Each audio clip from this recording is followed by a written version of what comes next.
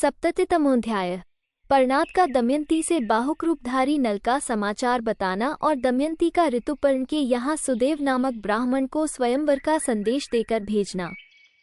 बृहदश्व मुनि कहते हैं, राजन, तदनंतर दीर्घ काल के पश्चात पर्णात नामक ब्राह्मण विदर्भ देश की राजधानी में लौटकर आए और दमयंती से इस प्रकार बोले। 1। दमयंती, मैं निष्धनरेश नल को ढूंढता हुआ अयोध्या नगरी में गया और वहां राजा ऋतुपर्ण के दरबार में उपस्थित हुआ। 2। वहां बहुत लोगों की भीड़ में मैंने तुम्हारा वाक्य महाभाग ऋतुपर्ण को सुनाया। वरवर्णिनी, उस बात को सुनकर राजा ऋतुपर्ण कुछ न बोले। मेरे बार बार कहने पर भी उनका कोई सभासद भी इसका उत्तर न दे सका। 3, 4। परंतु ऋतुपर्ण के यहाँ बाहुक नामधारी एक पुरुष है। उसने जब मैं राजा से विदा लेकर लौटने लगा तब मुझसे एकांत में आकर तुम्हारी बातों का उत्तर दिया। 5।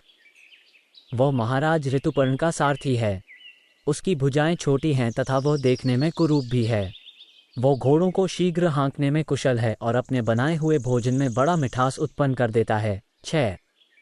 बाहुक ने बार बार लंबी सांसें खींचकर अनेक बार रोदन किया और मुझसे कुशल समाचार पूछकर फिर वह इस प्रकार कहने लगा। 7।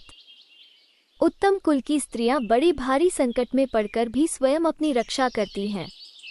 ऐसा करके वे सत्य और स्वर्ग दोनों पर विजय पा लेती हैं, इसमें संशय नहीं है। 8। श्रेष्ठ नारियां अपने पतियों से परित्यक्त होने पर भी कभी क्रोध नहीं करती। वे सदाचार रूपी कवच से आवृत प्राणों को धारण करती हैं। 9।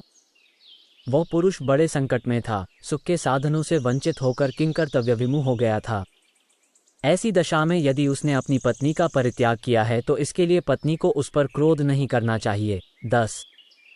जीविका पाने के लिए चेष्टा करते समय पक्षियों ने जिसके वस्त्र का अपहरण कर लिया था और जो अनेक प्रकार की मानसिक चिंताओं से दग्ध हो रहा था, उस पुरुष पर श्यामा को क्रोध नहीं करना चाहिए। 11।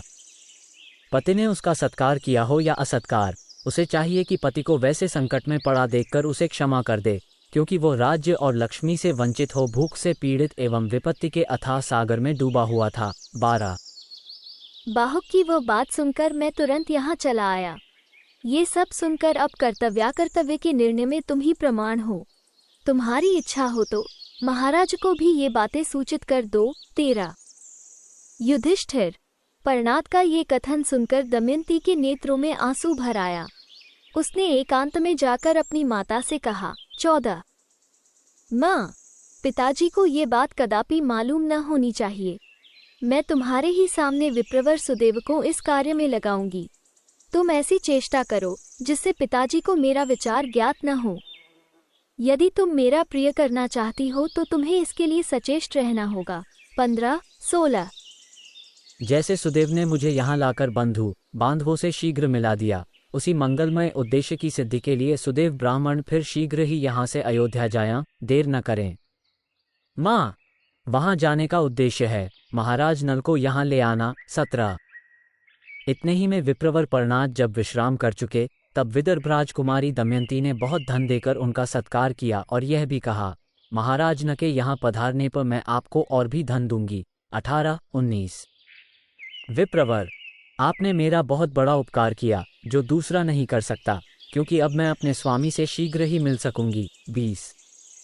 दमयंती के ऐसा कहने पर अत्यंत उदार हृदय वाले पर्णात अपने परम मंगलमय आशीर्वादों द्वारा उसे आश्वासन दे कृतार्थ हो अपने घर चले गए। 21। युधिष्ठिर, तदनंतर दमयंती ने सुदेव ब्राह्मण को बुलाकर अपनी माता के समीप दुख शोक से पीड़ित होकर कहा। 22। सुदेव जी, आप इच्छानुसार चलने वाले द्रुतगामी पक्षी की भांति शीघ्रतापूर्वक अयोध्या नगरी में जाकर वहां के निवासी राजा ऋतुपर्ण से कहिए। 23। भीम कुमारी दमयंती पुनः स्वयंवर करेगी। वहां बहुत से राजा और राजकुमार सब ओर से जा रहे हैं। 24। उसके लिए समय नियत हो चुका है, कल ही स्वयंवर होगा। शत्रुघ्न, यदि आपका वहां पहुंचना संभव हो तो शीघ्र जाइए। 25। कल सूर्योदय होने के बाद वो दूसरे पति का वरण कर लेगी, क्योंकि वीरवर नल जीवित हैं या नहीं इसका कुछ पता नहीं लगता है। 26। महाराज, दमयंती के इस प्रकार बताने पर सुदेव ब्राह्मण ने राजा ऋतुपर्ण के पास जाकर वही बात कही। 27। इति श्रीमहाभारते वनपर्वणि नलोपाख्यान पर्वणि दमयंती पुनः स्वयं कथने 77तमोऽध्याय 70। इस प्रकार श्री महाभारत वनपर्व के अंतर्गत नलोपाख्यान पर्व में दमयंती के पुनः स्वयंवर की चर्चा से संबंध रखने वाला 70वां अध्याय पूरा हुआ। 70।